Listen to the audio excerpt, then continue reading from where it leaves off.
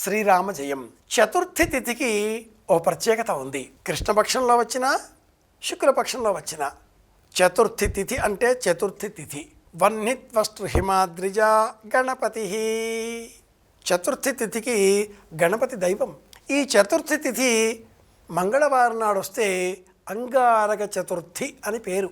అందులోనూ శుక్లపక్షంలో ఈ తిథి ఏర్పడినప్పుడు అంగారక చతుర్థి మంగళవారం నాడు చతుర్థి తిథి వస్తే సంతానం కలవారు సంతాన క్షేమం కోరి ఉపవాస వ్రతం పాటించాలి. తమ పిల్లలకు విదేశీ నివాసాలు కావాలి, పిల్లలకు బాగా చదువు రావాలి, తెలివితేటలు అబ్బాలి, వివాహాలు కావాలి, స్వంత గృహాలు ఏర్పడాలి, ఉద్యోగాలు రావాలి, ఉద్యోగ అభివృద్ధి కావాలి, అభివృద్ధి పథంగా పిల్లలు వారి వారి జీవితాలను గడపాలి అని కోరుకునే ప్రతి తల్లి తండ్రి కూడా ఇలా మంగళవారం చతుర్థి వచ్చిన రోజున ఉపవాస వ్రతం పాటించి బియ్యము నువ్వులు కలిపినటువంటి మిశ్రమంతో చలిమిడి సిద్ధం చేసి గణపతికి నివేదనగా సమర్పించి ఆ పదార్థం తాము తిని అందరికీ అందజేసినట్లయితే శివానుగ్రహంతో పాటుగా గణపతి అనుగ్రహంతో పాటుగా కుజుడి అనుగ్రహంతో పాటుగా చంద్రుడి అనుగ్రహంతో పాటుగా పిల్లలకు సమస్త దేవతల అనుగ్రహాలు లభిస్తాయి. వారి జీవితం అభ్యున్నతిని పొంది చక్కటి మార్గంలో ప్రయాణిస్తుంది. పిల్లల క్షేమానికి గణపతికి అనుబంధం అంగారక చతుర్థి వ్రతం. పార్వతీదేవికి ఆగ్రహం ఎందుకు వచ్చింది? తన కుమారుడు పడిపోయాడు అని తెలియగానే. పరమేశ్వరులకు ఆగ్రహం ఎప్పుడు వచ్చింది? తన కుమారుడికి ఓటమి రాబోతుంది అని తెలియగానే.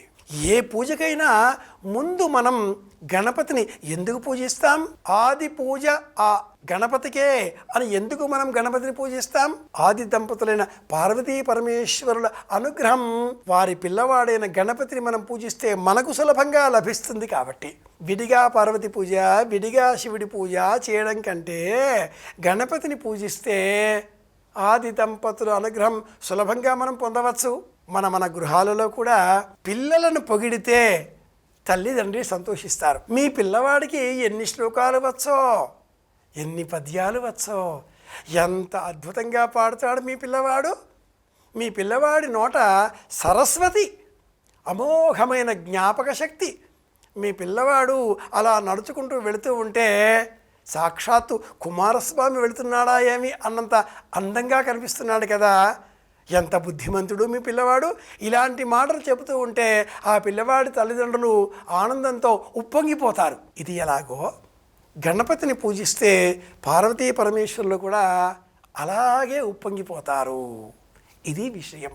మాసం జ్యేష్ఠ మాసం. ఆది దంపతుల సంతానంలో గణపతి జ్యేష్ఠుడు. అందులోనూ అధిక జ్యేష్ఠ మాసం అరుదుగా వచ్చే అవకాశం. అధిక జ్యేష్ఠ మాసంలో మంగళవారంలో చతుర్థి తిథి గణపతికి విశేషం.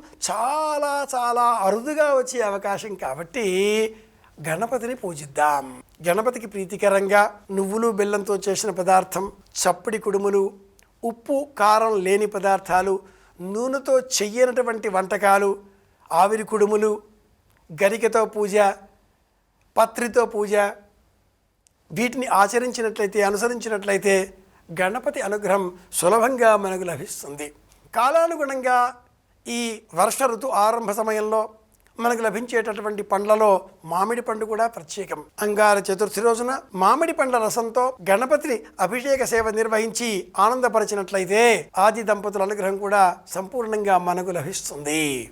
మామిడి పండ్లను దానంగా ఇస్తే కూడా శివానుగ్రహం మనకు లభిస్తుంది. ఆది దంపతుల సంపూర్ణ అనుగ్రహం పొందడం కోసం అంగారక చతుర్థి నాడు అగ్రపూజ స్వీకరించే ఆ గణపతిని స్మరిద్దాం. గణపతి అనుకూలతతో కూర్చునే శక్తిని పెంచుకుందాం, జ్ఞానాన్ని పెంపొందింపజేసుకుందాం, అందరి క్షేమాన్ని కోరదాం. మళ్ళీ కలుసుకుందాం. శ్రీరామ జయం.